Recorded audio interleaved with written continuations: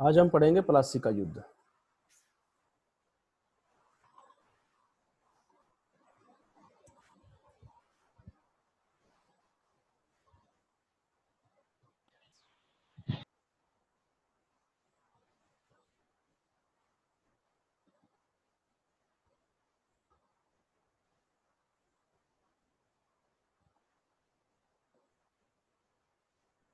प्लासी का युद्ध 1757 में लड़ा गया था। प्लासी का युद्ध क्यों लड़ा गया था, इसके पीछे क्या घटनाक्रम रहा, इस पर आज हम चर्चा करेंगे। प्लासी के युद्ध का घटनाक्रम। कलकत्ता पर सिराजुद्दौला के कब्जे का समाचार जैसे ही मद्रास पहुंचा, वैसे ही क्लाइव के नेतृत्व में एक सशस्त्र सेना कलकत्ता के लिए रवाना कर दी गई। हमने पढ़ा था कि सिराजुद्दौला ने वहां पे कलकत्ता पर आक्रमण कर दिया और 5 दिन के लगातार संघर्ष के बाद कलकत्ता पर विजय प्राप्त होगी और अपने सेवक माणिक चंद को वो कलकत्ता की बागडोर हाथ में देख के, मतलब कलकत्ता सौंप के वो वापस आ गया था। तो कलकत्ता पर सिराजुद्दौला के कब्जे का समाचार मद्रास में पहुंचा तो उस वक्त कौन था? क्लाइव था। उस वक्त गवर्नर जनरल वो था, क्लाइव था, और क्लाइव के नेतृत्व में एक सशस्त्र सेना कलकत्ता के लिए रवाना कर दी गई, एक सेना भेज दी गई। नवाब के प्रभारी, ये नवाब का प्रभारी जो था ना, नवाब ने जिसको कलकत्ता सौंप के वापस चला गया था, वो मुर्शिदाबाद वापस चला गया था, तो उसका जो प्रभारी माणिक चंद है, इसने एक बहुत बड़ी रिश्वत लेकर कलकत्ता अंग्रेजों को सौंप दिया। क्लाइव जैसे ही आया सेना लेके तो माणिक चंद ने धोखा कर दिया और माणिक चंद बहुत ज्यादा पैसा लेके, एक बड़ी राशि लेके, मतलब रिश्वत लेके कलकत्ता अंग्रेजों को सौंप दिया था। ये बात तो हम पढ़ चुके थे ना कि भाई कलकत्ता में अंग्रेजों का प्रभाव कैसे बढ़ा था, तो हम वहाँ पढ़ रहे थे। मतलब ये बंगाल, बिहार और उड़ीसा की बात हम पढ़ रहे थे ना, उसमें सारी बातें आई थी, है ना? ध्यान है ना? हाँ सर। हाँ, तो माणिकचंद ने रिश्वत ली और कलकत्ता का जो था वो अंग्रेजों को सौंप दिया। भाई मुझे कोई मतलब नहीं है, मुझे पैसा चाहिए बस। इस प्रकार ये स्पष्ट हो गया कि नवाब के प्रमुख अधिकारी नवाब से संतुष्ट नहीं थे। अब ये बात जब अंग्रेजों को पता चल गई कि उसने पैसा लेके कलकत्ता को सौंप दिया अंग्रेजों को, तो अंग्रेजों को ये बात पता लग गई कि इसके जो अधिकारी हैं नवाब के, सिराजुद्दौला के जो अधिकारी हैं, वो उससे संतुष्ट नहीं है, कहीं ना कहीं वो उससे नाराज हैं। तो वो उस नाराजगी का फायदा उठा के ना, और उसके बड़े बड़े अधिकारियों को और उनको अपने कब्जे में कर लिया। ठीक है। इस स्थिति का लाभ उठाकर क्लाइव ने बंगाल के प्रमुख शाहूकार जगत सेठ और मीर जाफर को अपने साथ मिलाकर नवाब सिराजुद्दौला के विरुद्ध एक षड्यंत्र रचा। तो इस फायदा उठाया इस बात का, तो बंगाल का प्रमुख शाहूकार, शाहूकार का मतलब धन्ना सेठ, जो पैसे का लेन देन करता है, वो जगत सेठ, उस जगत सेठ से बातचीत करी और मीर जाफर से बात करी। तो जगत सेठ और मीर जाफर दोनों से बात करके उन्होंने सिराजुद्दौला के विरुद्ध एक षड्यंत्र रचा कि आप लोग हमें मिल जाओ और हम उसको हराएंगे। ठीक है। मीर जाफर को नवाब बनाने का लालच दिया गया। मीर जाफर को जो है ना, इसको अपने मिलाया कि भी अब तुझे सिराजुद्दौला को वहां से हटा के, नवाब पद से हटा के ना, और मीर जाफर तुझे हम नवाब बना देंगे। ये लालच अंग्रेजों ने मीर जाफर को दिया और उस लालच में आ गया वो। इसी समय सिराजुद्दौला को अफगानों तथा मराठों के आक्रमण का भी भय था। सिराजुद्दौला पे मराठा आक्रमण कर रहे थे, अफगान उधर से आक्रमण कर रहे थे, तो वो भी भय सिराजुद्दौला को था। अतः क्लाइव ने उपयुक्त अवसर का लाभ उठाते हुए मुर्शिदाबाद पर आक्रमण के लिए प्रस्थान किया।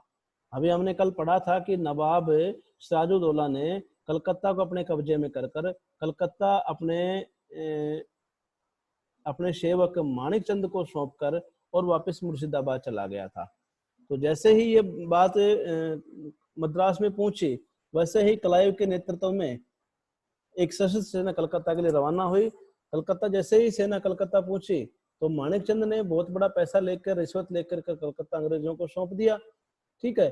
अब अंग्रेजों के बाद पता चल गई कि इसके अधिकारी हैं जो बड़ी आसानी से पैसा लेकर सौंप रहे हैं, तो कहीं ना कहीं नवाब में इन अधिकारियों में तालमेल नहीं है, वो कहीं ना कहीं उससे नाराज हैं। इस बात का फायदा उठाकर उसने जगत सेठ और मीर जाफर दोनों को अपने अपने अपने साथ मिला लिया और एक षड्यंत्र रच दिया। मीर जाफर को नवाब बनाने का लालच दे दिया और क्लाइव ने मौका देख के मुर्शिदाबाद पर आक्रमण करने के लिए प्रस्थान किया। 23 जून 1757 को दोनों सेनाएं मुर्शिदाबाद के दक्षिण में 22 मील दूर स्थित पलासी के ऐतिहासिक क्षेत्र में टकराई। दोनों सेनाएं कहां टकराई? पलासी के क्षेत्र में। कब? 23 जून 1757 को। पलासी का जो जगह है पलासी, वहां पलास के पेड़ होते थे बहुत ज्यादा, और बहुत ज्यादा मात्रा में पलास के पेड़ होने से उस जगह का नाम पलासी पड़ गया था। तो ये मुर्शिदाबाद के 22 मील दूर दक्षिण में है, पलासी नामक स्थान है। वहां पे दोनों सेनाएं आमने सामने हुई और टकराई। ठीक है, इसका स्क्रीनशॉट ले लो।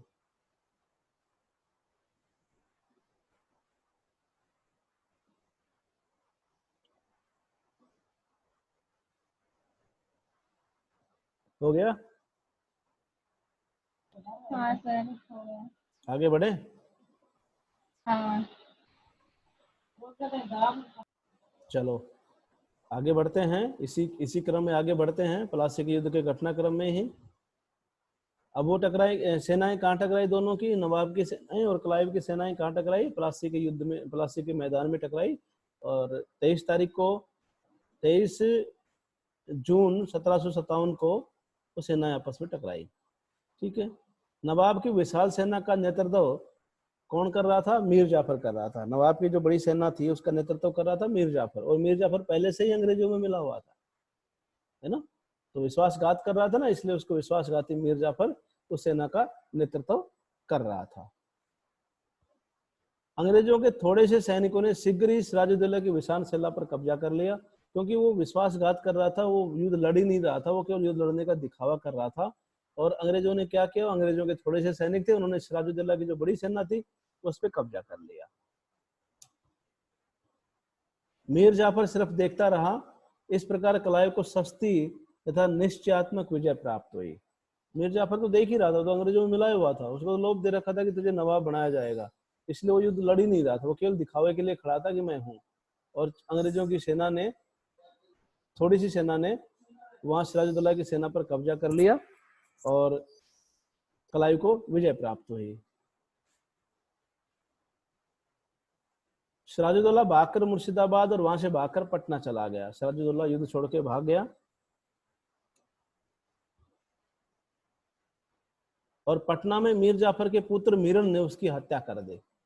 और जैसे ही भाग के पटना गया तो वहां मीर जाफर, वही मीर जाफर जो विशाल सेना का कर रहा है, तो उसका पुत्र मीरन ने मीर जाफर की हत्या कर दी। नहीं, मीर जाफर के पुत्र मीरन ने सिराजुद्दौला की हत्या कर दी। तो सिराजुद्दौला का अध्याय खत्म हो गया। अब क्या किया? 25 जून 1757 को मीर जाफर मुर्शिदाबाद वापस आ गया और अपने आप को नवाब घोषित कर दिया। अब ये प्लासी के युद्ध में लड़ाई हुई 23 जून को। 23 जून को लड़ाई हुई, अंग्रेजों ने युद्ध जीत लिया। सिराजुद्दौला भाग के मुर्शिदाबाद गया, फिर वहां से भाग के पटना गया। पटना में वो मारा गया, मीरन के हाथों मारा गया। अब 25 जून को मीर जाफर मुर्शिदाबाद आ गया है और अपने आप को नवाब घोषित कर रहा है। ठीक है, उसने अपने आप को नवाब घोषित कर दिया। इस सफलता की प्राप्ति में दिए गए सहयोग के कारण उसने अंग्रेजों को 24 परगनों को जमींदारी से पुरस्कृत किया।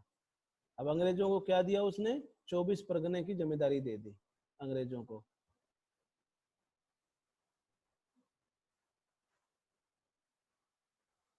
और कलायु को 2,34,000 पाउंड निजी भेंट के रूप में दिए। एक अकेले कलायु को, मतलब लगभग 2.5 करोड़ रुपए के आसपास, नहीं 2.5 लाख पाउंड के आसपास, 2,34,000 पाउंड के उसने कलायु को भेंट किए निजी रूप से, केवल कलायु को। और कंपनी को क्या दिया? 24 परगनों की जिम्मेदारी दे दी। और इसके अलावा बंगाल की समस्त फ्रांसीसी बस्तियां भी अंग्रेजों को दे दी गई। अब बंगाल में जो जो फ्रांसीसी बस्तियां थी और जो उसके अनुमति से चल रही थी, नवाब की अनुमति से चल रही थी, उन सारी फ्रांसीसी बस्तियों को भी उसने किसको दे दिया? अंग्रेजों को दे दिया। इस प्रकार प्लासी के युद्ध के बाद बंगाल अंग्रेजों का अधीन आ गया और फिर कभी स्वतंत्र न हो सका। और ये प्लासी के युद्ध के बाद बंगाल किसके चला गया? किसके अधीन चला गया? अंग्रेजों के अधीन चला गया। और बाद में फिर आजाद हुआ ही नहीं, वो अंग्रेजों के अधीन ही रहा। इसका भी स्क्रीनशॉट ले ले।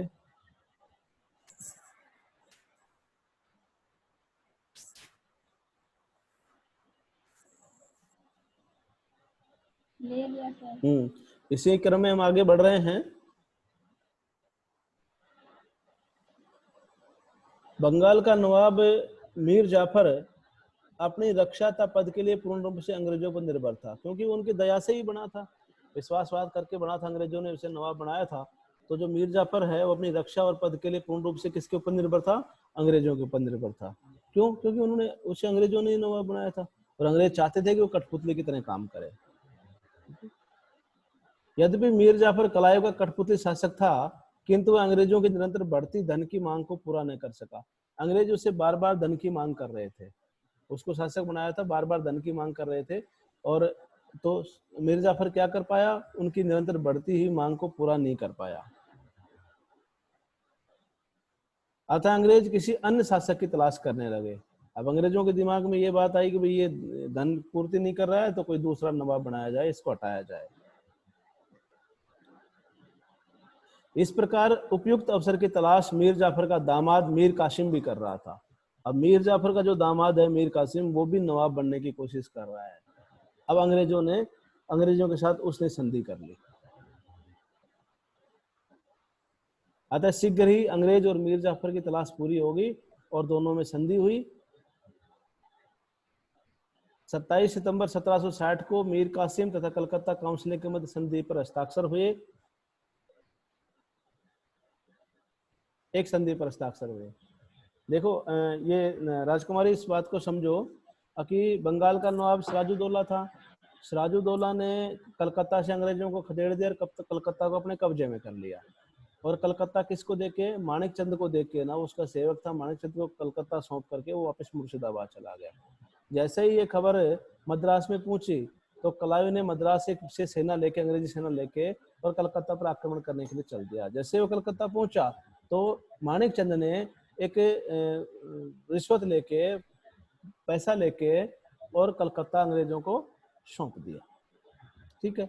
अब अंग्रेजों को पता लग गया कि इसके जो अधिकारी हैं वो उससे संतुष्ट नहीं है सिराजुद्दौला से, तो उसने जगत सेठ को और मीर जाफर दोनों को अपने कब्जे में अपनी तरफ मिला लिया लालच देके, और उसने सिराजुद्दौला पर आक्रमण कर दिया। मुर्शिदाबाद से 28 मील दूर दक्षिण की दिशा में पलासी के क्षेत्र में युद्ध हुआ और मीर जाफर देखता रहा, क्योंकि वो तो विश्वासघात कर रहा था। मीर जाफर देखता रहा, नवाब की बड़ी सेना को अंग्रेजों की छोटी सी सेना ने हरा दिया।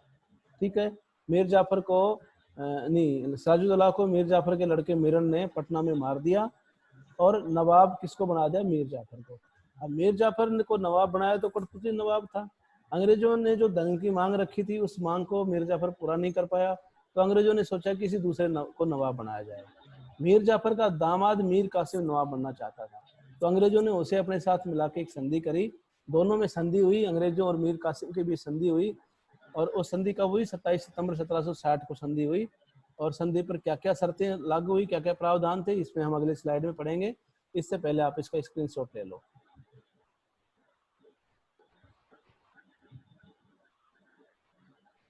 सर।